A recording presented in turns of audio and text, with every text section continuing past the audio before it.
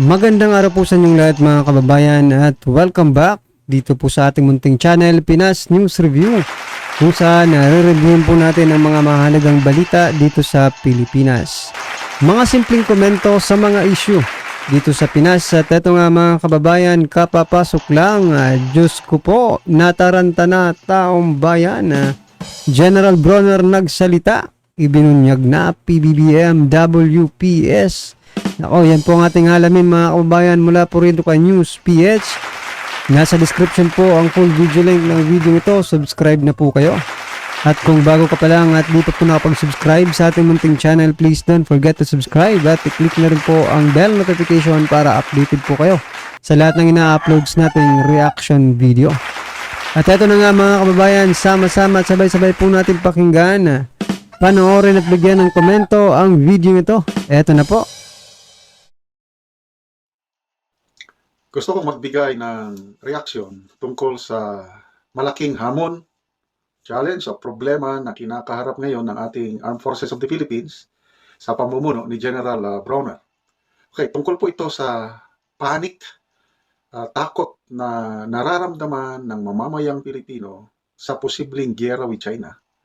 Dahilan na rin sa mga nagkalat na fake news.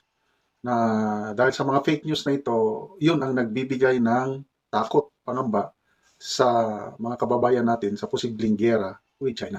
Okay, pakinggan muna natin ito ang pahayag ni General Bronner. Hindi naman po kailangan magpanik, no? Dahil sa ngayon po ay ang masasabi po natin is that we are still in control of the situation. Hindi po magkakagera.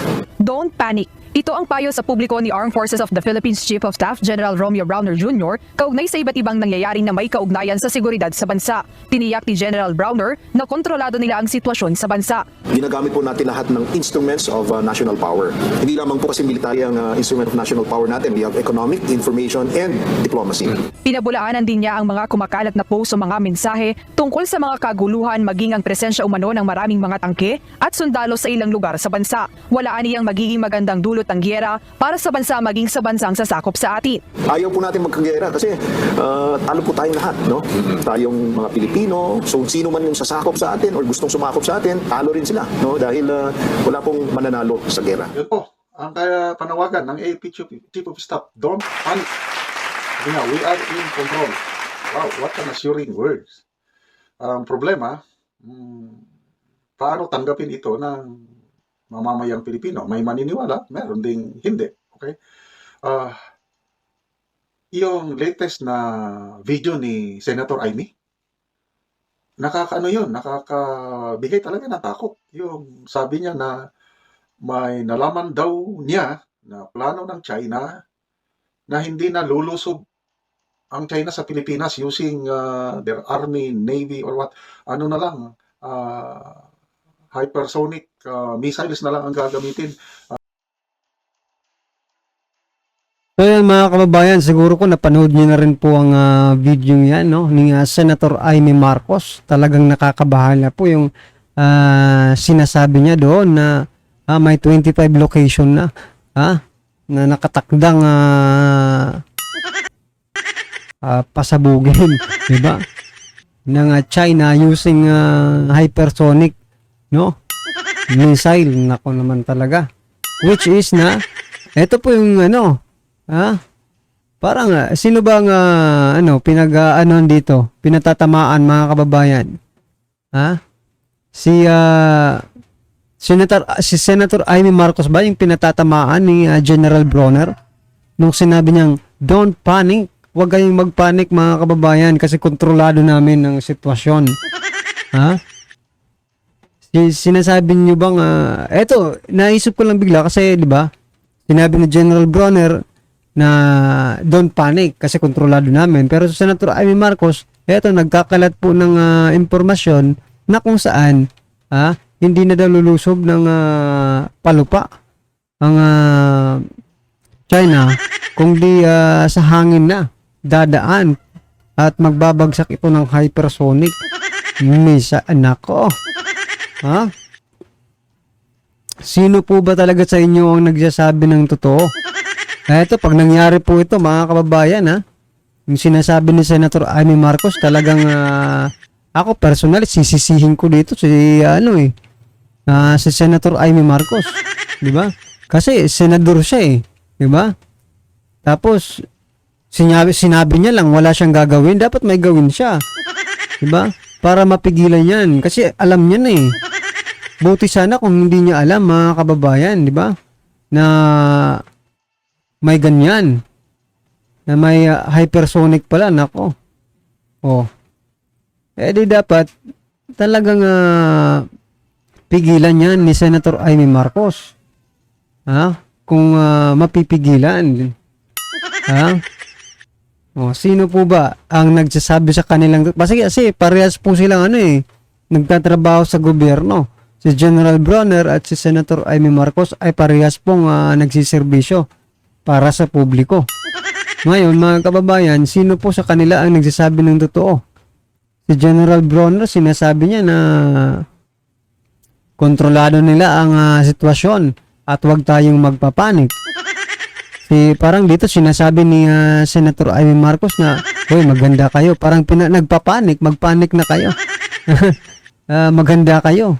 Ha? Kasi baka mag-hypersonic na. Nako po. 'Di ba? Ang gulo. Pero sana lang kung totoo man yung sinasabi ni Senator Amy Marcos, talagang mapigilan niya ito. Paano niya ba mapipigilan? Kapatid niya naman ang presidente, bakit hindi? 'Di ba? Kung para naman sa kaligtasan ng taong bayan, bakit hindi mo gawin, Senator Amy Marcos? Wag lang puro pananakot sa taong bayan kasi yung ginagawa niya, tinatakot niya po yung taong bayan diyan eh. Hindi niya naman sinasabing matakot tayo, pero 'di ba? Ini-inform niyo lang tayo para maging aware. Pero sa kabila nun, mga kababayan, takot po ang nararamdaman ng taong bayan nun, 'di ba? Sa likod ng sinabi ni Senator Amy Marcos na parang kung pakikinggan mo si Senator Amy Marcos, talagang maganda po yung sinabi niya. Na-inform tayo about sa hypersonic na yan. Pero, sa part naman ng taong bayan, nakakatakot ito. Diba? Sa likod ng sinabi ni Senator Amy Marcos, takot po ang dala nun, no? Takot po ang dala para sa taong bayan nun. Ngayon, dapat ang gawin nyo po, Senator Amy Marcos, ay may gawin ka. Diba? Do something about it. Kasi alam mo na maaari magkasala ka sa bansang Pilipinas kapag hindi mo yan napigilan. Kasi alam mo na Alam mo na pala. Bakit hindi mo pa gumawa ng paraan para mapigilan yan? Diba? Aantayin nyo pa bang mapulbos ang Pilipinas bago ka buti ko, sa bagay, lilipad kayo lilipad kayong ibang bansa. Hindi kayo kasali sa hypersonic nito. Pagbalik nyo, doon na kayo gumawa ng batas or something na diba? Nako po, delikado ang Pilipino nito. Naka-ready na nakapili na sila 25 targets dito sa Pilipinas ang pauulanan nila ng hypersonic missiles na according to Senator Amy ay hindi kayang pigilan ng US, hindi kayang pigilan ng US yung pagbagsak ng mga hypersonic missiles ng China dito sa Pilipinas. Yun pa lang, nakakatakot na yun. Okay? Ano pa? Yung vlog ni Maharlika, how many days ago?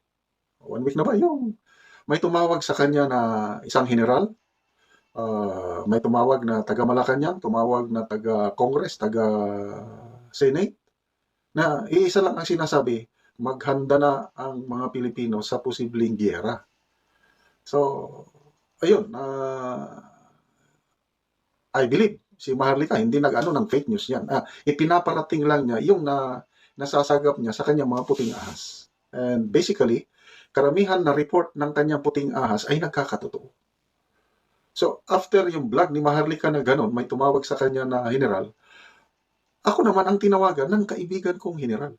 Retired na rin ito, hindi ko babanggitin ang pangalan. Sabi niya, Johnny, maghanda na tayo. Sabi niya, parang magkakagera. Galit siya sa posibleng mangyari. Matanda na ako. May safety ko lang ang aking pamilya. Okay na, laban pa rin tayo. Ako naman, sir, ako rin, laban. Bahala na. Basta Huwag tayong basta-basta mag-surrender o ano, paglaban natin ang ating bansa. Ganon din ang aking ano. Kung magkagera man, ako handa pa rin akong tumugon sa panawagan. Kung sakali, okay? Kaya mas maganda sana kung wala. Ano pa? So, yung kay General Romeo B. So yan mga kababayan, ha? Base po dito sa kinikwento na General Macanas, no? Iba-iba talaga yung ng gobyerno, no? Yung gusto nilang iparating sa atin, no? Pero mo sa General Brown sinasabi nga kalma lang kayo, ha? Kontrolado namin ang sitwasyon. Don't panic. Oh. Si Senator Amy Marcos naman naglabas ng statement about hypersonic missile, di ba? Tapos ito naman mga nasa gobyerno nagpapadala or nagpaparating ng mga mensahe through Ma'am Maharlika, Madam Maharlika, no? Na maghanda na ang Pilipinas dahil may paparating na ano, di ba? Sino ba talaga ang nagsasabi sa inyo ng totoo? Biruin nyo, kayong lahat puro sa gobyerno pero iba-iba po yung sinasabi ninyo. Ibig sabihin, kayo rin gumagawa ng mga peking impormasyon para i-feed ninyo sa taong bayan. Diba? Pwede ko sinasabing peke nga talaga yan. Ang sinasabing hindi totoo yan. Diba? Na sinasabi ni General Bronner, ni Senator Amy Marcos at yung mga nasa Malacanang. Diba? Ang point ko lang mga kabayan, nasa gobyerno kayong lahat. Diba? Iba-iba po yung impormasyon na nasasagap ninyo. Diba? Yung kay General Bronner, gusto nyo pakalmahin yung taong bayan. Yung kay Senator Amy Marcos at saka yung sa Malacanang na nagpadala ng impormasyon kay Ma'am Maharlika, parang iisa po yung kanilang gustong sabihin. Maghanda po kayo. Kasi may paparating, di ba? Nako po. Sana ay mapigilan yan mga kababayan, no? Sana may gawin rin si Senator Amy Marcos para sa mga ganyan. Total, siya naman ang unang nagsalita about dyan, di ba? Kaya dapat masolusyonan po yan ni Senator Amy Marcos. Wag nang puro parang lumalabas, tinatakot niyo pa yung taong bayan. Wag na po nga puro salita lang, Senator Amy Marcos. Wag po puro salita lang. Kaya kasi alam mo na masisisi ka nito ng taong bayan pag nangyari yan. Pag buhay pa kami, sisisihin ka talaga namin. Pag buhay pa kami na nangyari yan. Na-joke lang mga kabayan, Pero sana naman, di ba? Kasi biruin mo, alam niya senador siya. Kapatid niya, presidente. Kung may alam siyang ganyan, bakit hindi niya ipaalam sa presidente? Di ba? Well, anyway mga kababayan, hindi ko po alam kung anong laro ang ginagawa ngayon ni Senator Amy Marcos at ng administrasyon ito. Bahala po sila. Ang importante po mga karabi natin dito mag-ingat na lang po tayo. Pero ito rin, no? Mag-ingat ka dito sa Pilipinas. Pero pag nag-decide ang China, nagirahin talaga tayo. Wala rin naman tayong magagawa. Diba? Pag yung sinasabing hypersonic, pag pinutukan na tayo nun, nako po. Kahit anong ingat mo, baka, di ba? Wala rin ano ba talagang kayong mga nasa gobyerno, kayo po ang ang pwedeng save ng buhay ng sambayan ng Pilipino kung mangyayari man yan. Kaya habang may panahon pa at kaya nyo pang pigilan ang